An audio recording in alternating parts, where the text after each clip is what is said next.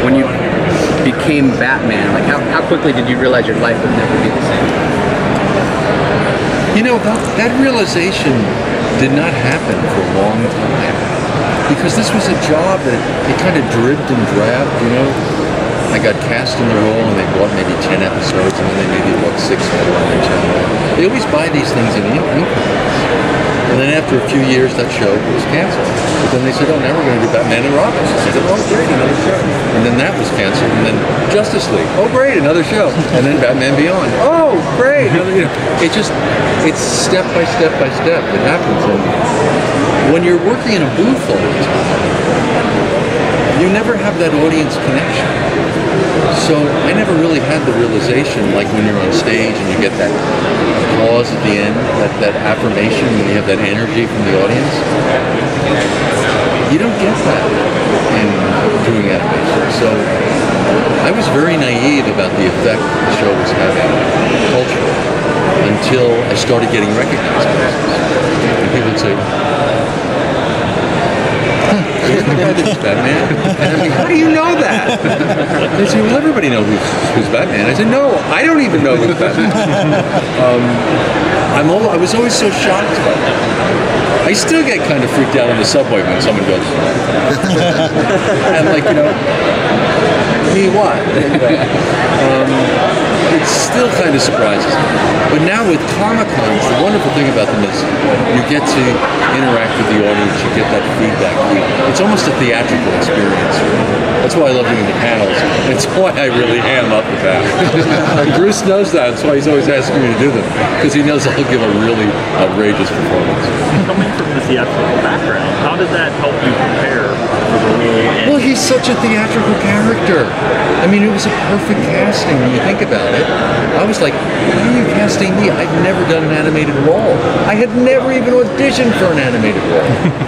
I thought, how can I get this role? And then as I dug my teeth into it and I approached the character, I thought, oh, this is perfect.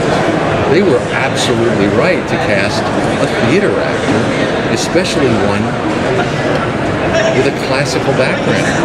Because this is Shakespeare. They're doing high drama. Batman is Achilles. He's Orestes. He's Hamlet. You know what I mean? He's got that big dramatic arc to his character. But he's put, you know, with the Joker opposite him. You know, the absurdity are the villains that he's surrounded by. But he's absolutely a classic character. Don't you think? Yeah. Well, he's a Homerian hero. Huh? He's a Homer hero. He's like, yeah, he's dead parents. He's a Homeric hero. Absolutely. Yeah. Absolutely. I did a production of called The Greeks at the Hartford Stage Company, where I played Orestes for a whole arc of 9 plays. I'm so proud of it. But I think of it often when I'm doing Batman, because Orestes is haunted by the Furies. He descends into hell, he comes back, he's resurrected at the end. And I think so often, this is a very Aristyle-like journey that Bruce Wayne goes on. His Furies are the memory of his parents' murder. It haunts him through his life. It's transformed him. So he's definitely a classic character.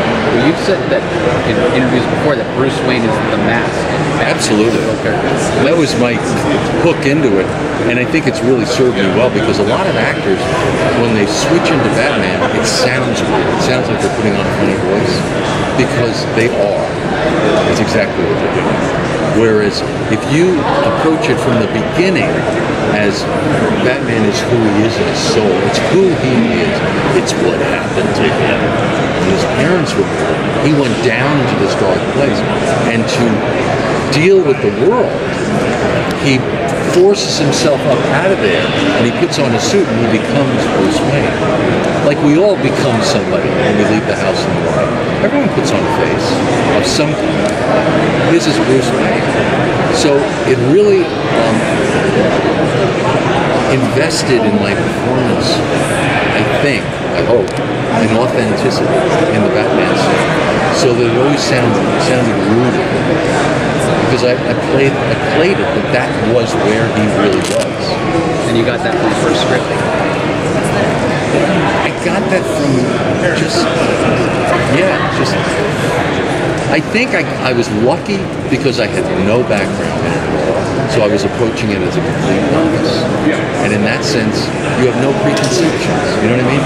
You're free to completely look at something fresh. And sometimes when you look at something fresh from the outside, you come up with a unique way of looking at it, you know what I mean? And I think that was just a factor of my being an idiot. Can I ask? Yeah, really. Stupidity pays. How are you saying Batman's a really dark, serious character? Can I ask what it was like totally spoofing that when you went on the Venture Brothers and played Captain Sunshine? That was so much fun. I was sure Warner Brothers was going to crucify me. But everyone was cool about it. It was so much fun.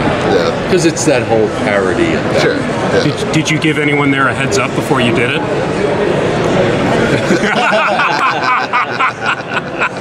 I was kind of hoping it would just kind of slip under the radar. Were there any particular challenges doing voice acting in animation like this for the first time? Anything in particular stand out that was challenging? The biggest, yeah, actually, my own insecurity. Because I was surrounded by people who did it all the time. People who were brilliant at it. And it was my first time. And I kept waiting for someone to tap me on the shoulder and say, excuse me, we made a mistake. You're not going to stay, you know? You keep expecting someone to say, it's not going to work out. And then over time you realize, oh, I'm doing this.